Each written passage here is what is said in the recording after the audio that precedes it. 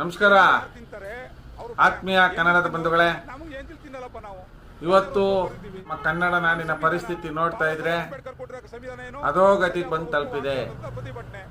ಉದಾಹರಣೆಗೆ ಕಬಿನಿ ಜಲಾಶಯದ ಹಿನ್ನೀರಲ್ಲಿ ಸುಮಾರು 35ರಿಂದ 40 ಜನ MLAಗಳು, MP ಗಳು, ಸಚಿವರು, ಮುಖ್ಯಮಂತ್ರಿಗಳ ಆದಿಯಾಗಿ ಕಾಡೊಳಗಡೆ ರೆಸಾರ್ಟ್ಗಳು ಕಟ್ಕೊಂಡು ಐಷಾರಾಮಿ ಜೀವನ ಮಾಡ್ಕೊಂಡು ರಾತ್ರಿ ಹೊತ್ತು DJ ಹಾಕೊಂಡು ಹೆಣ್ಮಕ್ಳು ಮಾನ ಮರ್ಯಾದೆ ಹರಾಜ್ ಹಾಕೊಂಡು ಪ್ರಾಣಿ ಪಕ್ಷಿಗಳಿಗೆ ತೊಂದರೆ ಕೊಟ್ಕೊಂಡು ರಾಜರೋಷವಾಗಿ ಓಡಾಡ್ತಿದ್ರು ಸಹ ಅರಣ್ಯ ಅಧಿಕಾರಿಗಳು ಯಾವುದೇ ರೀತಿ ಕ್ರಮ ಕೈಗೊಳ್ತಾ ಇಲ್ಲ. ಅರಣ್ಯ ಅಧಿಕಾರಿಗಳು ನಾವು ಸಾರ್ವಜನಿಕರು ಕಟ್ಟುವಂತ ತೆರಿಗೆಯಿಂದ ಸಂಬಳ ಪಡೆಯಕ್ಕೆ ಏನು ಯೋಗ್ಯತೆ ಇದೆ? ಅರಣ್ಯ ಸಚಿವರು ನಮ್ಮ ಹೋರಾಟಕ್ಕೆ ಬೇಸತ್ತು ಕಳೆದ 2-3 ತಿಂಗಳ ಹಿಂದೆ ಸಫಾರಿಯನ್ನ ಸಂಪೂರ್ಣವಾಗಿ ನಿಷೇಧ ಮಾಡಿದ್ರು. ಇವತ್ತು ತನಿಖಾ ತಂಡದವರು ಕೊಟ್ಟಂತ ಮಾಹಿತಿ ಆಧರಿಸಿ 50% ನಾವು ಸಫಾರಿ ಬಿಡುಗಡೆ ಮಾಡ್ತೀವಿ ಅಂತ ಹೇಳ್ತಿರಲ್ಲ. ನಿಮ್ಮಂತ ಮೂರ್ಖರಿಗೆ ನಾವು ಓಟ್ ಹಾಕಿ ಗೆಲ್ಸಿ ನಿಮ್ಮನ್ನ ಗದ್ದಿಗೆ ಏರ್ಸಿದ್ದೆ ತಪ್ಪ? ನಿಮ್ಮಂತವ್ರಿಗೆ ಸಚಿವ ಸ್ಥಾನ ಕೊಟ್ಟಿದ್ದೆ ತಪ್ಪ? ನಿಮ್ಮಂತ ಅಯೋಗ್ಯರನ್ನ, ಮೂರ್ಖರನ್ನ, ಮನೆಯಾಳರನ್ನ, ದೇಶದ್ರೋಹಿಗಳ ರಾಜ್ಯವನ್ನ ಲೂಟಿ ಮಾಡುವಂತ ಲೂಟಿಕೋರನ್ನ ನಾವು ಸಚಿವರು, MLAಗಳು, MP ಗಳು, ಮುಖ್ಯಮಂತ್ರಿಗಳು ಅಂತ ಹೇಳೋದೇ ತಪ್ಪ? ನಿಮ್ಗೆ ಈ ನಾಡಿನ ಮತದಾರ ಬಂಧುಗಳು ಹಾರ ತುರಾಯಿ ಹಾಕದೆ ತಪ್ಪ? ಸೇಬಿನ ಹಾರ, ಮೋಸಂಬಿ ಹಾರ, ಕಿತ್ಲೆ ಹಣ್ಣ ಹಾರ, ಪುಷ್ಪಾರ್ಚನೆ, ನಿಮ್ಮನ್ನ ಹಿಂಡಕುಳು ಮಾಡಕ್ಕೆ, ನಿಮ್ಮನ್ನ ಒಪ್ಪ ಮಾಡಕ್ಕೆ, ನಿಮ್ಮನ್ನ ತಿಥಿ ಮಾಡಕ್ಕೆ ಇಷ್ಟೆಲ್ಲ ಮಾಡ್ತಾ ಇದ್ರಿ ದೇಶದ ಮತದಾರ ಬಂಧುಗಳು. ನೀವು ಮತದಾರ ಬಂಧುಗಳಿಗೆ ಏನ್ ಮಾಡ್ತಾ ಇದ್ರಿ? ಯಾವ ಒಳಿತು ಕೆಲಸ ಮಾಡ್ತಾ ಇದ್ರಿ? ಎಲ್ಲ ಅಯೋಗ್ಯತನದಿಂದ, ಎಲ್ಲ ಸರ್ವಾಧಿಕಾರಿ ಧೋರಣೆಯಿಂದ, ಎಲ್ಲ ಅವೈಜ್ಞಾನಿಕವಾಗಿ ಮಾಡ್ತಾ ಇದ್ರಲ್ಲ.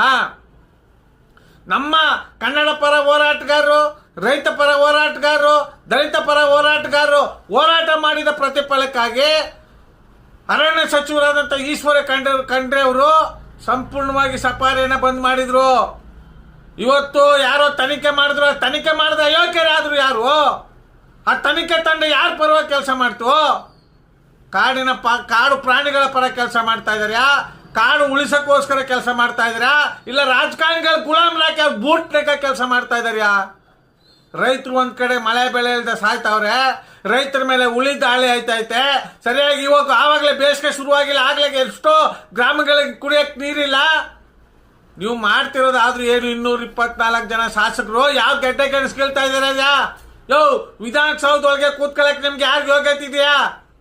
ಇವತ್ತು ಕಬಿನಿ ಜಲಾಶಯ ಉಳಿಸಬೇಕು ಅಂತ ನಮ್ಮ ಮೈಸೂರು ದೇವತ ಕನ್ನಡಿಗರ ಬಳಗದಿಂದ ರೈತ ಪರ ಸಂಘಟನೆಗಳಿಂದ, ದಲಿತ ಪರ ಸಂಘಟನೆಗಳಿಂದ ಕಳೆದ 1.5-2 ವರ್ಷದಿಂದ ಹೋರಾಟ ಮಾಡ್ತಾ ಇದ್ವಲ್ಲ.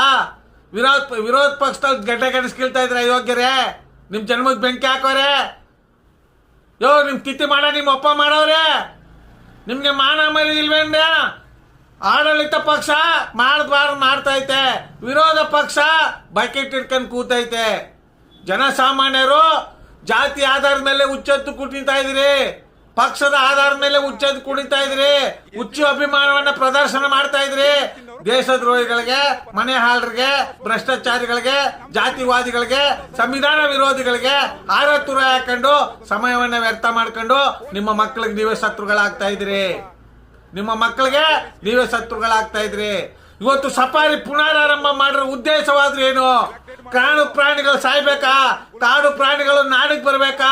ರೈತರು ನೆಮ್ಮದಿಯಾಗಿ ಉಳುಮೆ ಮಾಡಕ್ಕೆ ಅವಕಾಶ ಮಾಡಿಕೊಡ್ತಿರ್ತಕ್ಕಂಥ ಅವಿವೇಕಿ ಅಧಿಕಾರಿಗಳೇ, ಅವಿವೇಕಿ ರಾಜಕಾರಣಿಗಳೇ, ನಿಮ್ಮ ಮನೆ ಹಾಳಾಗ, ನಿಮ್ಮ ಮನೆ ಕೊಟ್ಟೋಗ, ನಿಮ್ಮ ಮನೆ ದೀಪ ತುಂಬೋಗವ್ರೆ. ಅಯೋಗ್ಯರೇ, ಅಯೋಗ್ಯರೇ, ಅಯೋಗ್ಯರೇ. ಈ ಕೂಡಲೇ ಸಫಾರಿ ನಿಲ್ಲಿಸಿ. ಸಫಾರಿ ಪರ ಧ್ವನಿ ಎತ್ತುವಂತ ರೈತರಾಗಿರ್ಬೋದು, ಸ್ಥಳೀಯ ನಿವಾಸಿಗಳಾಗಿರ್ಬೋದು, ನಿಮ್ಗೆ ಸ್ವಲ್ಪನೂ ಮಾನವೀಯತೆ ಇಲ್ವಾ? ಹೋರಾಟ ಮಾಡೋದು ಸರ್ವ ಧರ್ಮದ ಹಕ್ಕು, ಈ ನಾಡಿನ ಮತದಾರ ಬಂಧುಗಳ ಹಕ್ಕು. ಆದ್ರೆ ಹೋರಾಟ ಯಾವ್ದಕ್ ಮಾಡ್ಬೇಕು? ರಾಜಕಾರಣಿಗಳ ಗುಲಾಮರಾಗಿ ಮಾಡ್ಬೇಕಾ? ಅಧಿಕಾರಿಗಳ ಗುಲಾಮರಾಗಿ ಮಾಡ್ಬೇಕಾ? ಯಾವ ರೀತಿ ಮಾಡ್ಬೇಕು? ಇದೇ ರೀತಿ ಮಾಡ್ಕೊಂಡು ಹೋದ್ರೆ ಮುಂದೆ ನಿಮ್ಮ ಮಕ್ಕಳ ಕಥೆ ಏನು? ಕಬಿನಿ ಜಲಾಶಯಕ್ಕೆ ಏನಾದ್ರು ಹೆಚ್ಚು ಕಮ್ಮಿ ಆದ್ರೆ ಈ ನಾಡಿಗೆ ಎಷ್ಟು ದುರಂತ ಸಂಭವಿಸುತ್ತೆ? ಮಾನ್ಯ ಮುಖ್ಯಮಂತ್ರಿಗಳು ವೇದಿಕೆ ಮೇಲೆ ಪಾರದರ್ಶಕ ಆಡಳಿತ, ಪಾರದರ್ಶಕ ಆಡಳಿತ, ಪಾರದರ್ಶಕ ಆಡಳಿತ. ಎಲ್ಲಿ ಪಾರದರ್ಶಕ ಆಡಳಿತ ಮುಖ್ಯಮಂತ್ರಿಗಳೇ? ನಿಮ್ಮ ಕ್ಷೇತ್ರದಲ್ಲಿ ನಡಿಬಾರದ ಘಟನೆಗಳು ನಡೀತಾ ಇದೆ.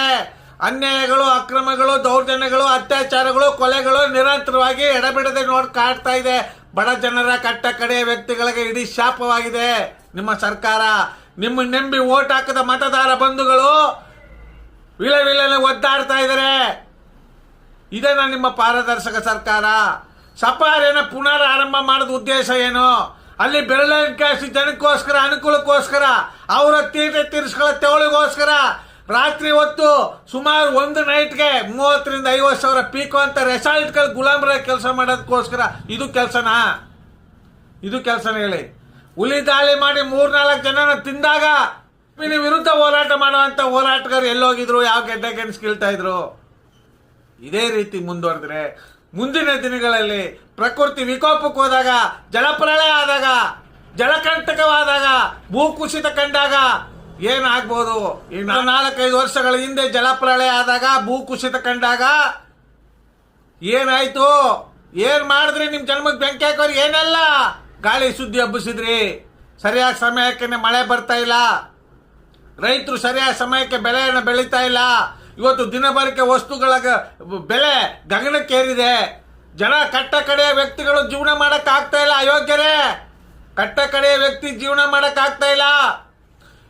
ಇವತ್ತು ಕಟ್ಟ ಕಡೆಯ ವ್ಯಕ್ತಿಗೆ ನ್ಯಾಯ ಸಿಗ್ತಾ ಇಲ್ಲ, ವಿದ್ಯೆ ಸಿಗ್ತಾ ಇಲ್ಲ, ಆರೋಗ್ಯ ಸಿಗ್ತಾ ಇಲ್ಲ. ಆದ್ರೂ ಸಹ ಸಿದ್ದರಾಮಯ್ಯ ಸಿದ್ದರಾಮಯ್ಯ ಸಿದ್ದರಾಮಯ್ಯ ಅಂತ. ನಿಮಗೆ ಮಾನವೀಯತೆ ಇಲ್ವಾ? ನಿಮಗೆ ಮನುಷ್ಯತ್ವ ಇಲ್ವಾ? ಜನ ಇಡೀ ದಿನ ಶಾಪ ಆಗ್ತಾ ಇದ್ದಾರೆ.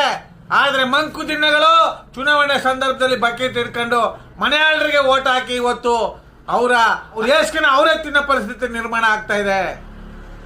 ದಯಮಾಡಿ ಇವತ್ತೇನು ಕಬಿನಿ ಜಲಾಶಯದ ಹಿನ್ನೀರಲ್ಲಿ ಇರ್ತಕ್ಕಂಥ ಸಫಾರಿಯನ್ನ ಬಿಡುಗಡೆಗೊಳಿಸಿದ್ರಿ, ಪುನರಾರಂಭ ಮಾಡಿದ್ರಿ, ಈ ಕೂಡಲೇ ನಿಲ್ಲಿಸಬೇಕು ಅಂತ ನಮ್ಮ ಮೈಸೂರು ದೇವತ ಕನ್ನಡಿಗರ ಬಳಗದಿಂದ ಉಗ್ರವಾಗಿ ಖಂಡಿಸುವುದ್ರ ಮೂಲಕ ನಮ್ಮ ಆಕ್ರೋಶವನ್ನು ಹೊರಹಾಕ್ತಾ ಇದ್ದೇವೆ. ಸಫಾರಿಯಿಂದ ಈ ನಾಡಿಗೆ ಒಳಿತಲ್ಲ, ಪ್ರಾಣಿಗಳಿಗೆ ಕಂಟಕವಾಗಿ ಪರಿಣಮಿಸುತ್ತೆ. ಕಾಡು ಪ್ರಾಣಿಗಳು ನೆಮ್ಮದಿಯಾಗಿ ಜೀವನ ಮಾಡಕ್ಕಾಗಲ್ಲ. ಬೆಟ್ಟ ಗುಡ್ಡಗಳೆಲ್ಲ ಕುಸಿತಾ ಇದೆ. ಯೋಚನೆ ಮಾಡಿ ಮನೆಯಾಳ ರಾಜಕಾರಣಿಗಳೇ, ದೇಶದ್ರೋಹಿ ರಾಜಕಾರಣಿಗಳೇ, ಜಾತಿವಾದಿ ರಾಜಕಾರಣಿಗಳೇ, ಭ್ರಷ್ಟ ರಾಜಕಾರಣಿಗಳೇ, ನಿಮ್ಮ ಜನ್ಮಕ್ಕೆ ಬೆಂಕಿ ಹಾಕವ್ರೆ. ಇನ್ನು ಮುಂದೆ ಅದು ಪಾರದರ್ಶಕವಾಗಿ ಈ ನಾಡಿನ ಒಳಿತಿಗಾಗಿ, ನಾಡಿನ ಉಳಿವಿಗಾಗಿ, ಮುಂದಿನ ಮಕ್ಕಳ ಭವಿಷ್ಯಕ್ಕಾಗಿ ಒಳ್ಳೆಯ ನಿರ್ಧಾರ ಮಾಡಿ ಇಂಥ ನಿರ್ಧಾರಗಳಿಂದ ಹಿಂದೆ ಸರಿ ಅಂತ ಹೇಳ್ತಾ ನನ್ನ ಮಾತನ್ನ ಸಮರ್ಪಿಸ್ತಾ ಇದ್ರಿ. ಜೈ ಕನ್ನಡಾಂಬೆ, ಜೈ ಕನ್ನಡ ನಾಡು.